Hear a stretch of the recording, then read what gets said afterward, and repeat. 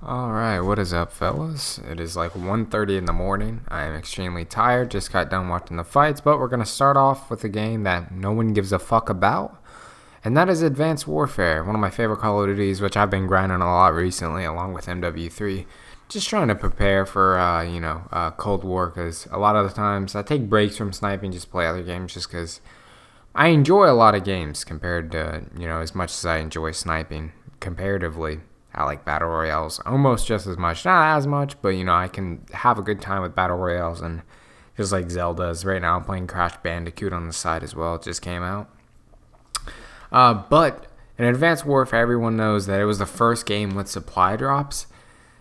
And the supply drops in that game are super fun and super satisfying to open and whatnot. I mean, people will give a fuck about them still, but they're not nearly as bad as like BO3, for instance. Like, you can still have a lot of fun, and there's a lot more fairness in the supply drop system in Advanced Warfare, and it's by far my favorite supply drops to open. The amount of variants they have, I love variants in Call of Duty. I know people have a problem with them, but in Advanced Warfare specifically, I don't have a problem with them, and I never did. Maybe in Infinite Warfare, because they kind of do get OP, but there's always like a drawback in Advanced Warfare. But my game for like the last entire Prestige, I can't open any supply drops. And the supply drops that I earn in-game just never show up. So this happened maybe like a month and a half, 2 months ago of me just grinding the game, where they don't load.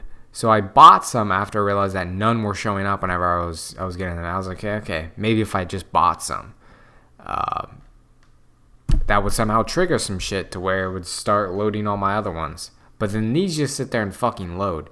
And they only show up whenever I get like other items in game. So I think you can earn like a hat and like gloves like every couple hours. And that's the only time that I ever shows up is whenever I earn those. And it's just like a loading symbol. And then you fucking have the regular supply drops that never show up no matter what. And not only do they never show up, I re-earn them like the next game. So let's say I have like 20 saved up. I'll just re-get those 20 the next game. Like, I'll get 20 supply drops in a single game. Like, one after getting a kill, I'll get a supply drop. After the next death, I get a supply drop. After taking a fucking step, I get a supply drop. After taking a fucking boost jump, I get a supply drop. But I can never open them. And that sucks because I'm really wanting the long rifle variant. I have it on my PC account. But, I mean, the game's dead. You can only imagine how fucking dead it is. I mean, the game is a literal corpse on PC. So there's no shot in me playing there. But I really want to play the game. So with the 2 or 3 existing lobbies on Xbox, I thought, hey, there's a hope that I can earn some. But here we are. And no, never. And it's not like, I mean, the game is literally glitched. I can uninstall. I can sign it to a different profile. I've done all that. And it just has not worked. So that makes me really upset. But for the second thing, we watched the fights just like a half an hour ago, and they were really fucking good. I mean, there weren't many finishes. You had Jermaine Durandamy getting a beautiful guillotine submission over a jiu-jitsu ace. That was like the most beautiful guillotine I've ever seen since like John Jones versus Lyoto Machida. Just, you see a lot of arm in guillotines. Me personally, I really just like the palm-to-palm guillotines, or you can do like the rear naked figure 4 with your arm guillotines. I love those so much, way more than the arm in guillotines for sure. They're much more beautiful. You have like more of a solid connection. The only problem is they usually have both their hands to fight the choke. That was amazing. That was like the really only notable finish on the undercard, or not the main card, besides like the main event, which was just absolutely beautiful. Downright beautiful performance from Holly Holm. A lot of people were writing her off, including myself. Like, this was like her best performance outside the Ronda Rousey. Maybe you could say it was she had a better performance against Besh Correia just because she got a head kick knockout. That was beautiful. But like a solid like 5-round like pure mixed martial artist fight, she mixed it up so well against someone who had like, again, they were saying it on the broadcast, she had the second best takedown defense in UFC history, only behind John Jones. And she got taken down at least once every round this fight. That was like so surprising to me. I knew Holly Holm had underrated wrestling. I mean, she took down Ronda Rousey, for Christ's sake, a judo player, a very good judoka. So that was very surprising as well.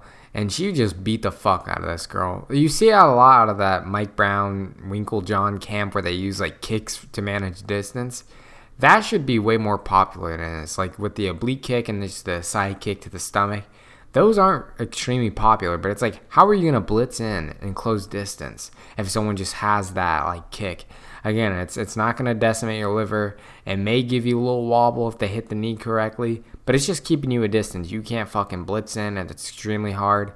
But yeah, a lot of people have never adapted to that, and it seems like, especially in the women's division, Holly's the only person to do it.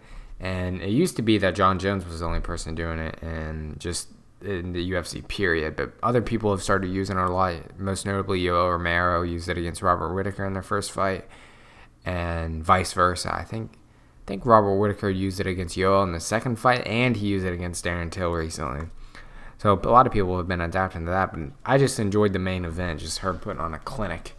Even though I thought she was not going to get decimated in the fight, but I thought it was going to be a fairly close fight, and I thought it was kind of a throw-up fight as well, a toss-up. And then we have the third topic that happened this week is Trump and Melania Trump catch COVID. I mean, that is such a big fucking deal.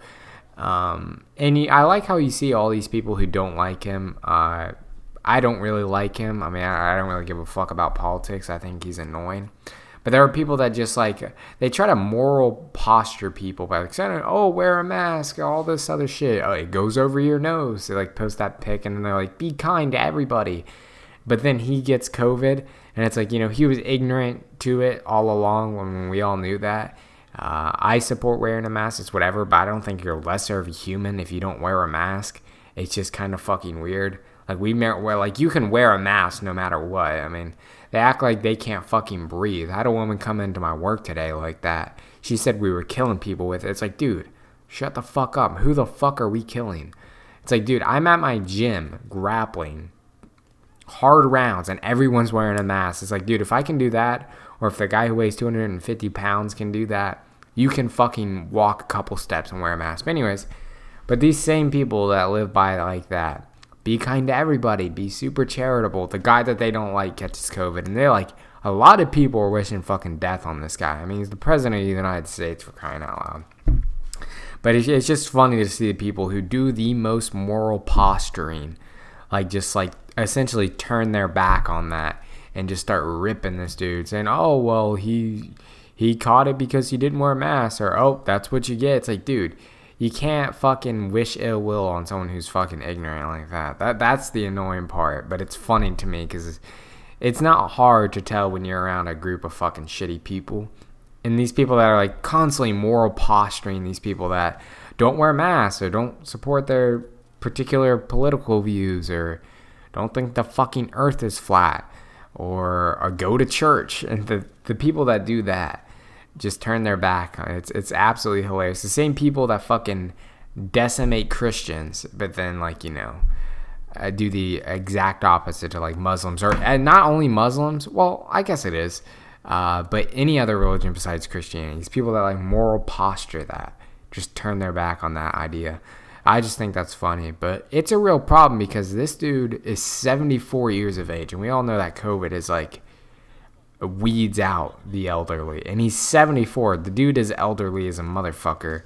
He's the oldest president we've ever had in the United States, and he's catch COVID. I know he's gonna have the best medical help anybody could possibly fucking get. So I hope he'll be okay. I assume he'll be okay. Man, at 74 years old to fight a virus like this, man. I don't know, man. It's not like he's in the best shape either. I mean, he's under a lot of mental stress, physical stress. Again, comes in at a really weird time to where he's, on the debate stage with Biden. It's in like the most critical point it could possibly come at. So I thought that was pretty fucking crazy. What happens? It's like if he dies, let's say he dies tomorrow. Does Mike Pence become the fucking president for 2 months? I guess that is what has to happen. But then, does that mean that it's Mike Pence versus Biden?